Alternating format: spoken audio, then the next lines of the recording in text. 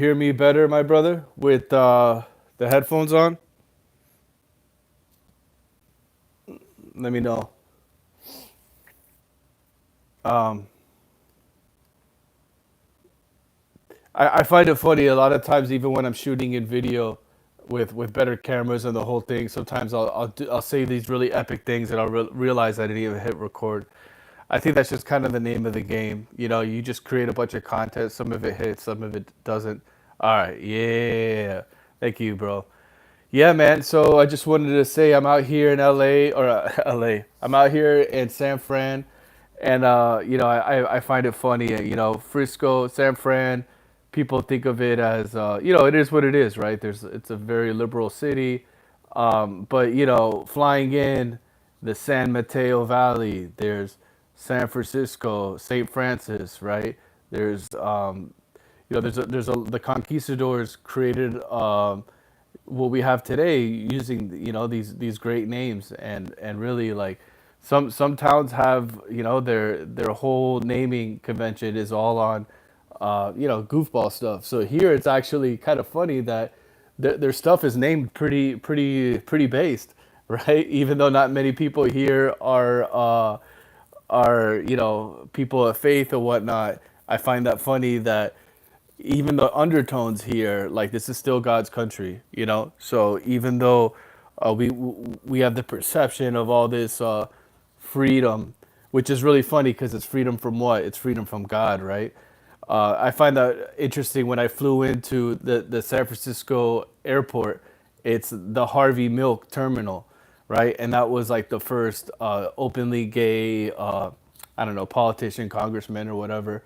And like, it's funny because I look at things in two lenses, right? Like sometimes I look at things as if I was liberal and about rights and stuff, and even if I play that game, I'm like, what does someone's sexuality have to do with like who they are or whatever? I mean, I know he made a big impact for that, but it's like at the end of the day, who cares that this guy's gay and whatever?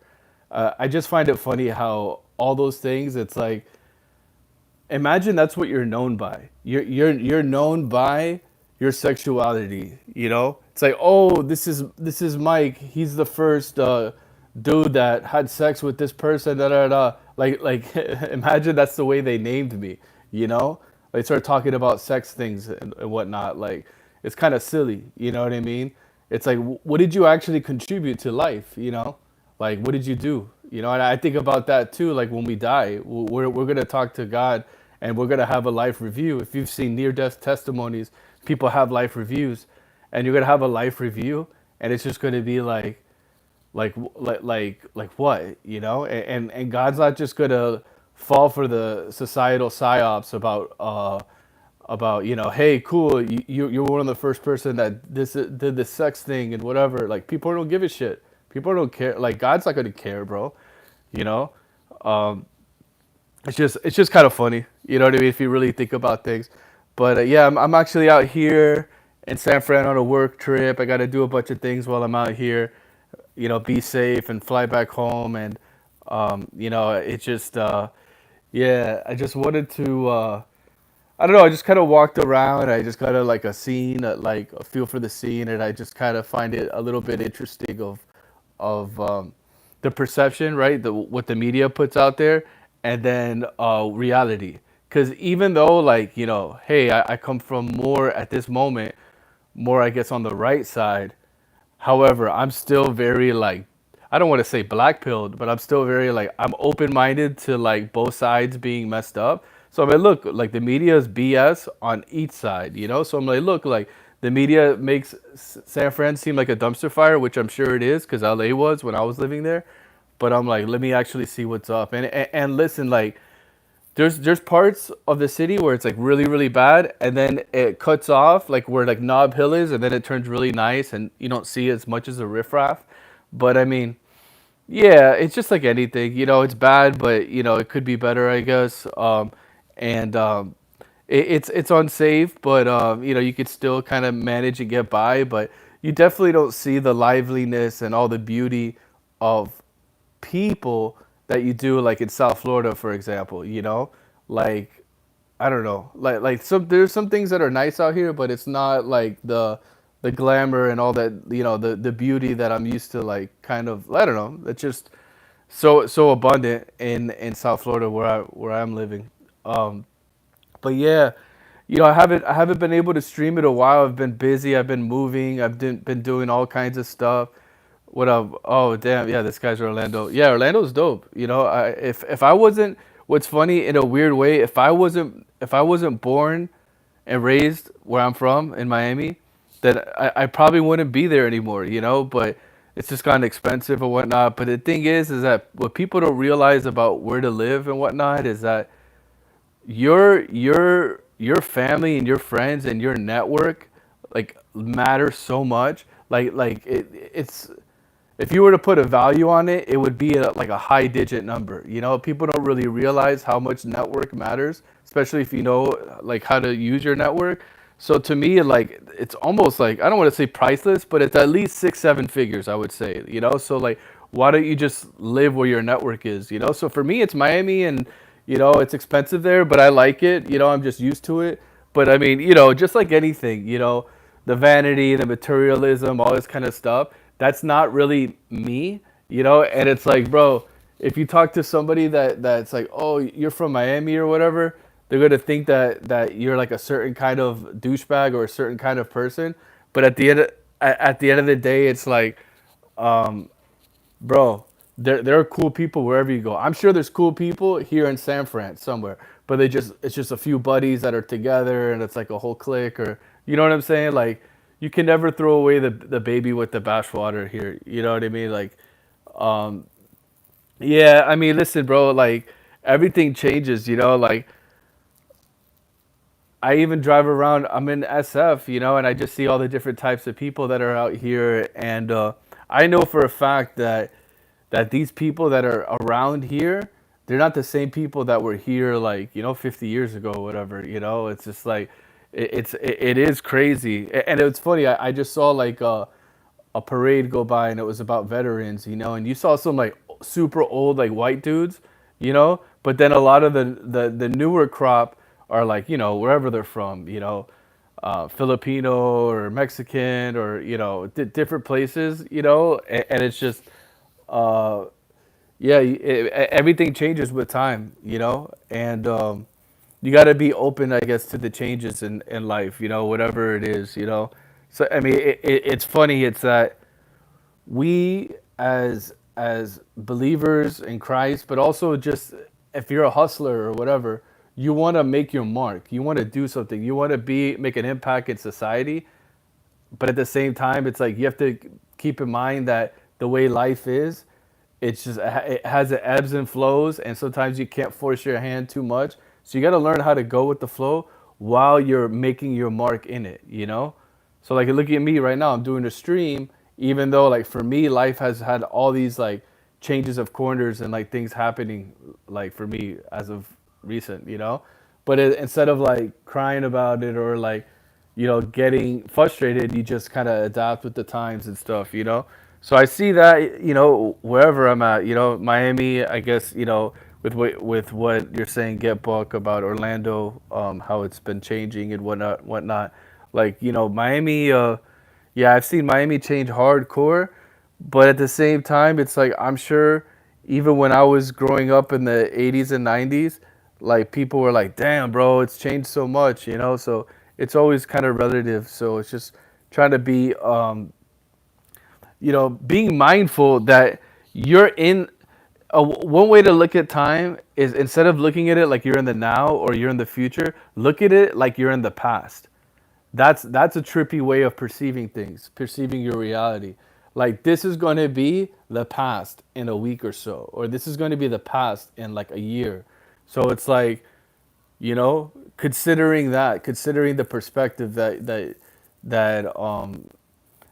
like the impact you can make, but also thinking about while you're living in that moment, how that's going to influence the future. And then by doing that, you might actually make a different move, because you're like kind of thinking about things almost from like a bird's eye, like a god eye view almost. You know what I mean?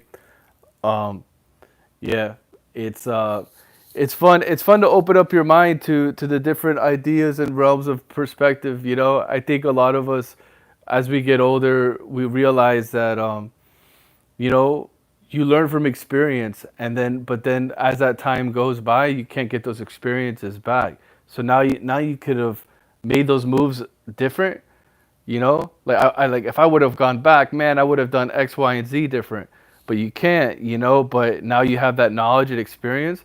But now the time has passed, so now someone else is going to make that decision. You know, so yeah. I mean, I guess one way to look at it is like, yo, if you're still, you know, in your 20s, you know, you could make the change in your 30. If you're in your 30s, you can make the change in your 40s. You know, like you got to look at it like that. Like, you know, the way the future is.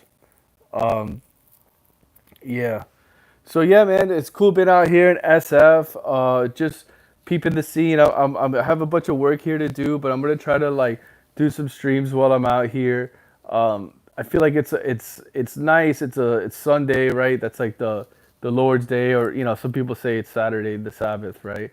But regardless, like you need a day of recharging and reflecting and you know, not being caught up in the rat race. You know, try to think about what you need to do is like just like anything is like working out. Your body's working out, your mind, your spirit, your everything in life is about how you could like exercise or improve. And like spiritually on a Sunday or a Saturday, that's why it's good to have a rest day because you take times of reflecting. You know, so if you just go, and you're not really like moving with a purpose of how you should be maneuvering, then that'll harm you. You know, it won't give you the gains that you're looking for. So I feel like it's important for people to kind of tune in their spiritual antenna, so that when it is time to like whatever it is, make a deal, do this or that, making sure that they're aligned with God and they're aligned with the right frequency, you know, because it's easy to get caught up in maneuvering in the wrong frequency, right? Whether you know you're thinking with you're thinking about money, or you're thinking about girls, you're thinking with sex, you're thinking with all these different vices, and then that could end up like throwing off your whole day because you're focused on whatever it is, something that's not necessarily productive for you, you know. um yeah. Yeah, I mean, it's funny that you see a lot of vice. You know, the future is bleak. I mean, sometimes I feel that way for sure. I see a lot of vice, and I see people caught up in vice, and you know, sometimes you want to be able to see somebody that looks like cool, like normal, like a young person or a teen or someone in their 20s or 30s, and like being super legit, you know. But at the end of the day, it's like, bro, it's few and far between, you know. And maybe there is that guy or gal doing the right thing, but they're also they're doing the right thing so much that they're caught up in their thing. You know what I mean? Whatever it is, they're, you know, studying on something or doing some sort of humanitarian work or whatever they're doing, they're just doing it. And then so as a result, you're not seeing this like grandiose impact, as opposed to seeing a homeless person on the street that's going to visually, a lot of people are going to encounter that person. You know what I mean?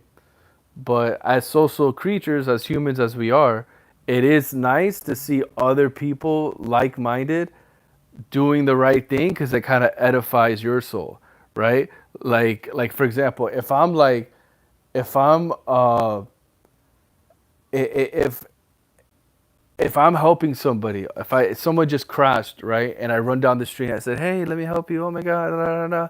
Chances are there's gonna be three or four people behind me, like boom, boom, boom, also like helping out. It's like weird like that, you know.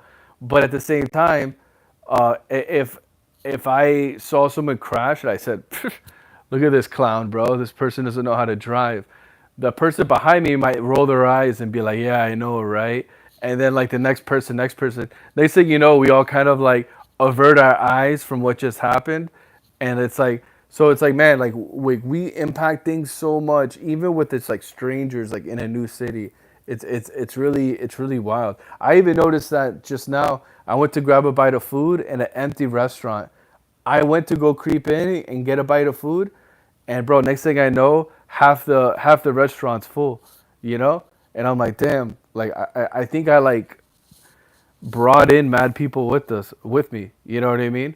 It's like, yeah, it's interesting. I almost feel like if you're moving in your soul and your spirit, boom, boom, boom, you're having autonomy. You're making choices. You're deciding. You're doing things.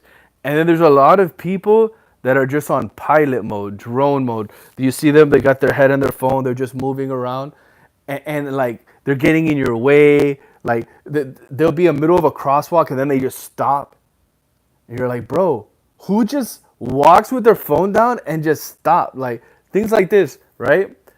Those are the kind of people that show up at a restaurant afterwards after you went to because you decided and then they go, "Oh, look, someone just went inside. Let me go inside too." It's like they live on life in this like drone state where they're kind of just like following, they're not really like truly deciding. They're just like, and what's funny is that once you notice that pattern, you see it everywhere. I see that pattern trading, and I don't trade anymore. I used to, but trading, bro. If somebody finds out that something's dope, like whatever it is, bum bum bum, like Home Depot, whatever stock, and like, listen, I'm not trading right now, so I have no idea. It might even sound crazy to say Home Depot, but whatever stock, boom, there's always going to be laggards at the end, and those are the people that help really rise the price. But you don't have to realize that there were innovators that were in before, and then they're going to sell, and because of them selling, it'll cascade back down. Yeah, NPCs, exactly. Yeah, bro, the narrow path. I mean, listen, not a lot of people want to live by the narrow path, man. And the truth is about the narrow path is that even if you're walking in the narrow path, you're not sure if you're 100% in it, you know? Like, I'm not, no matter how good of a person I want to be, I'm not up to the level that I want to be, you know? So, and this is Mr. Faith and Based here, right? Like, I want to be a certain level, but I'm not at that level. So how do I become that level, you know? Um, Yeah, yeah. It's funny how monkey see, monkey do mentality, but that just lets you know that we have so much impact, and if like our soul tells us to do something, we should do it, whatever it is. Me doing this live stream right now, it was funny. I was gonna cut up a video, cut up like Bible verses or like different stuff, and I was like, you know what? Let me just do a live stream. I was like, whatever. I mean, the thing is about like I'm still trying to figure out what's the best way of growing my channel, and I think that lives seem to be doing pretty well, like for other people's channels. So I'm kind of like playing around like with the game and the algorithm or whatever. But yeah, I guess the name of the game is creating content, and also it's like, yo, like be the light that you want to be seen. Like I see a lot of stuff out there that's whack, and it's like, oh, okay, like that's whack. That's cool. Like, it's cool that you think that's whack, but what do what can you do positively that's good that is not whack? It's like, all right, you think that's whack, then demonstrate. So that's kind of like the tip of me just like doing faith and base, whether it's live streams, whether it's making vids. You know, it's funny. It's like people that know me from like whatever my past, they'd probably see my channel and see like Bible verses and like all this kind of stuff, and they might just be like, man, like who is this guy? How has he changed?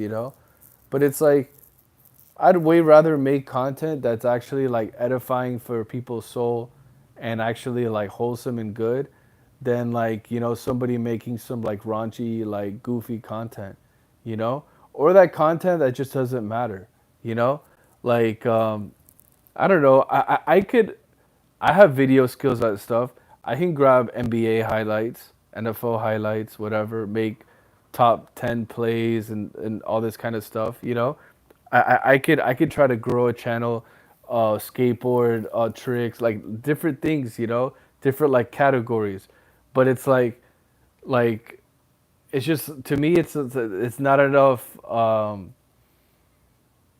I don't want to be fake, you know? I've never been that kind of person. Oh, I'm just gonna make candy's in now. Hey, everybody 2023 is into candy. Oh, I'm gonna make a video about candy. Like, you know what I mean? Like who gives a fuck? You know what I mean? No one cares about candy, you know? Like no one cares about whatever, Rihanna, Taylor Swift, like I don't know. There's just there's so many ways I guess of creating content now, and it's like, you know, I might as well create content of stuff that I'm like, oh, like try to be good, try to be humble, try to be bro, try to be a good person, bro, because it's so easy to realize in life, bro, here today, gone tomorrow, right? Friends of mine that have died or just people that I know, like, bro, it's life, man. So it's like, what type of impact are you really going to be making, you know? And I think that that's like the dopest thing about being a male, being a male that wants to have a family, that has a family, right? When you have your own your own family that you're creating, bro, like it really makes you look at life in a way where you're like, bro, you know, like I want my son or my daughter or you know whatever it is to like really look at me in a way where you know they're proud of me and I'm proud of myself with the way that I'm coming across, right? Instead of not thinking that way, and then as a result you make yourself a jerk or a jackass or a clown, and then you're you know, your family has to reap the sad things about things. You know what I mean? Like, oh yeah, I know that's just dad. He just gets that way sometimes. Like, you know, you don't want to be that kind of person where people are looking at you like, yeah, man, I don't know, bro. Your dad's kind of on one, or like whatever. Like, you know, I don't mind if they say I'm on one because I'm a good dude or oh Mike oh you know he just loves God too much or you know he's a Bible thought like if they said some shit like that I don't care but yeah so it's just having that perspective man it really empowers you to just propel move forward even in times when it doesn't feel like you know the path is easy and it seems kind of shaky you know yeah, man. Uh, Base is the future. Wholesome is punk. Yeah, man. I think that that's we society or humans we took the power back. You know, we really did. We took the power back by not letting mainstream media dictate our values to us. And I think that they did that, right? That's how a lot of us like grew up. We grew up like learning the culture that was given to us and then as a result we internalized it and we started like manifesting that culture. But at the end of the day, it's like um now not a lot of people are paying attention to the mainstream. However, the mainstream's gotten slick and has used influencers and creators as like pseudo mainstream by you know sending out their corporate agendas in it. Like you know, for example, Travis Kelsey, the Chiefs player, doing the Pfizer commercial. You know, there's like there's little ways that they do things. You know, but yeah, like regardless, I feel like yeah, small creators are definitely taking the power back away, bro. Um, that's awesome that you have twins, man. Yeah, bro, 10-year-old boys, that's a blessing, bro. That's a blessing. Um, my kid, my kid's friend told him last week I look like I drink. Broke my heart. I mean, you know, kids say the darndest things, though. You know, that's the thing about kids, bro, is that they're just so their hearts are so pure. Even if you looked like a cartoon that they saw, they would tell you, you know, they're just perceiving reality and just expressing it, you know. It's such a pure form that you can't even hate or get mad because you're just like, wow, like it's just like almost like a computer, you know. They're seeing something and then they tell you what it is, you know. They're not thinking about thoughts, feelings, emotions. Oh, is this wrong to say? They're just being kids, you know. They're just perceiving things and reacting to it, you know. I think that's the most like genuine thing about being with kids, though, is that it helps you kind of look at life like a kid again, or interact with people as if you're a kid. Like, yeah, I'm older man now, but I'm still like, hi, whatever, like friendly, like normal friend, like human interaction. Think a lot of people have lost that. They get caught up in their demons or whatever that is, and then they can't like act like their kid self. And by activating your kid brain, kid self, it's like that's how you really have that creative flow too. you know like as like somebody that's whatever, I hate labels, but as somebody that's like whatever, artist, designer, blah blah blah, all these like things, like being creative and utilizing that infantile mindset where it's like just thinking a new thing, regardless if it's good, bad, or the other. You're just flowing. Like that's what it is. You know what I mean? Um, yeah, because the thing is, I think and this is my problem with a lot of creators, even creators of people that I like and follow, like Christian creators or whatever. They say a lot of the same that another one said, and another one, and then it's kind of like the whole. Then it becomes like a doctrine or a belief system that all these Christian creators have, and it's like, yo, that's fine. Like, I like it that you guys are starting to like really kind of form an army and have like a doctrine or a belief system, but it's like, dude, like I think for myself. So like even though I'm on the same tip as them, not everything that they say is I'm 100% on. You know what I mean? So yeah, I think that's also something to look out for. Is you know going back into like the hive mind mentality. It's like, yeah, I still rep Christ, the Bible. I'm on all these things, but I'm not gonna be like one of these. Like, for example, that guy Richard Lorenzo, he says, "Oh, all Catholics are this, all this and that, da da da." He makes these very like cut and dry statements about people of faith or certain things, and then it's like, "Oh, but it's okay for him to do things X, Y, and Z." You know what I mean?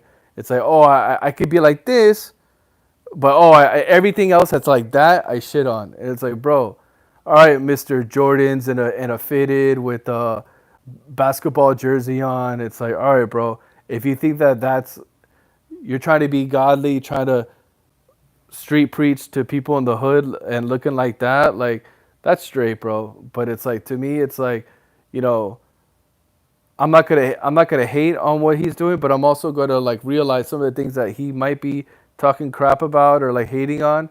It's like, dude, like we all have different ways of approaching things, and having different belief systems, So then when see some of these other guys, they'll all be on the other same tip, and it's like, bro, like we could all be different and still be like tangential. Like we could all still be on the same tip, like as far as evangelizing or repping God or helping people or whatever it might be. We all have our place in a different way. Like I same way that I am. That's just not the way. That's just not the way it is. Um, but anyways, I I think I think it's interesting how a lot of people perceive things based on other things that they've seen. You know what I mean? It's like, dude, just because you've seen a preacher or somebody do like this and now you see me, it's like, oh, I'm gonna be like that. It's like, bro, I'm not that guy. I'm not on that same tip that person's on. You know what I mean? Like, I grew up different. I have a different worldview. It's like, you know, that's the thing about like faith, right? Like, yeah, like we got faith in this, but it's like, bro, I'm looking at things with a complete different worldview, bro. Like, I'm looking at things through history, conspiracy, through this, like all that stuff. Like all that stuff comes into the play with me. Whereas, some of these other people are just might be just sound doctrine on the Bible or like different things. You think weed is drunkenness? I hear all the street preachers say that, and sometimes I battle with. I mean, listen, yeah, No, I mean, listen, like I think weed is a tough one. You know, I think it could be like like a sacred sacramental kind of, but I also think it's something that could be abused. You know, so I think that that's a tough one. You know, I think it's up to you and your heart and your Holy Spirit. You know, I mean, I don't think there's anything good about alcohol, like zero, right? Um, but what's funny is that Jesus turned water to wine, right? So there's something about it.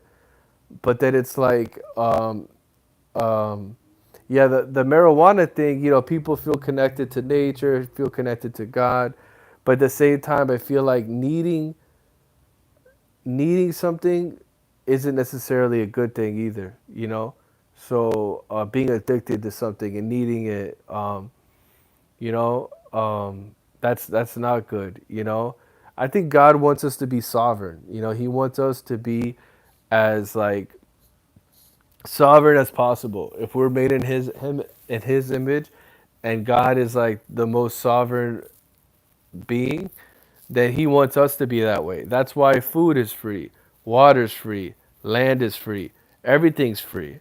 The thing is that other humans are assholes and they make you pay for it.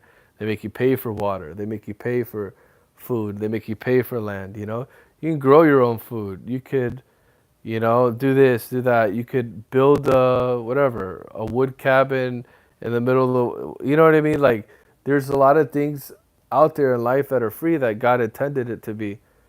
And it's like, um, yeah, it's like I don't know. There's a lot of different ways of slicing it. Yeah, so I think that it could be used as like a sacrament. You know, the way that I view it like this, right? Like, so people take mushrooms as like something to like go outside of their mind and like do like a recharge or a refresh, and it's like fine, you do that once a year, whatever. You do that, right? Why not treating weed similar? You know what I mean? Where it's like a thing that you do like once in a blue moon or something like that, but then that's it. I feel like a lot of people, which, you know, me included in the past, is that smoking becomes like an everyday thing or just moment to moment to moment to moment, and then it's like you end up being not doing the things that you've been meaning on doing. You know, you're slower, you know, there are things that slow you down. So I think that you know, we do need to be vigilant and you know, all the evil devices that are out there, you know. But I don't think weed is as bad as the one as maybe some other ones. But I do feel like not being able to be sovereign, and you know, if you need to do something, you do it, and then you're not high, right? Like if you have to give a presentation, you have to do something. Like, you know, there's a time and place for a lot of things, you know, and it's not a good look to be focused on that. Yeah, conspiracy research. I mean, the thing is that like, you know, my path to becoming closer to God is a lot different than other people, and I think that by focusing on the evil side, that let me know more of the light side. You know, instead, and it's funny, I always knew the light, but I had to like really find out how real the dark side was for me to like be mindful of the light, and really like recognize like the true power of it. And yeah, you get into conspiracy by knowing that you're like, oh, like these are the powers at play. This is who does what. This is how they do it. They do it by using, you know, spiritual forces or negative. You know, I mean, listen, like I'm on live right now, so I don't want to say too much, right? But it goes really deep, right? The deeper you go, so it's important for people to for people to know their like where they're coming from in their worldview, and for me, that's where I'm coming from. So when some of these other preachers or pastors or whoever talk about things, I'm like, bro, this guy has no idea what he's talking about because some of my information that I have, it's like, dude, you don't know what you're talking about, you know? But that's okay, you know. I can't expect all people of faith, Christians,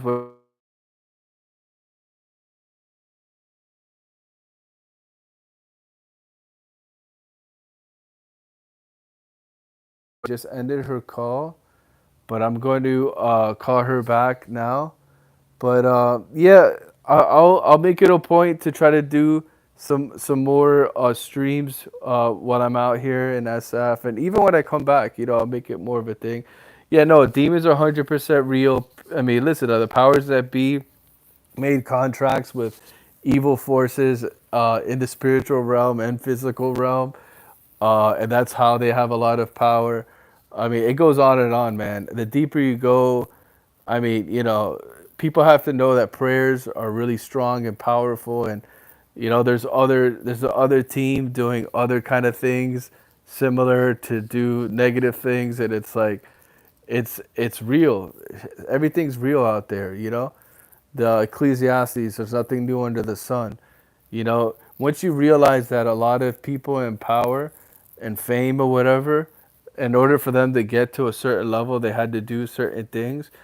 It lets you know that, first of all, you don't need to be jealous of those people. But second of all, it's like, bro, those, man, like, there's wicked, there's crazy power out there, bro. And then the crazy thing is that we don't have nearly any of the power that they do, except for believing in God. Believing in Jesus Christ, I'm getting chills right now.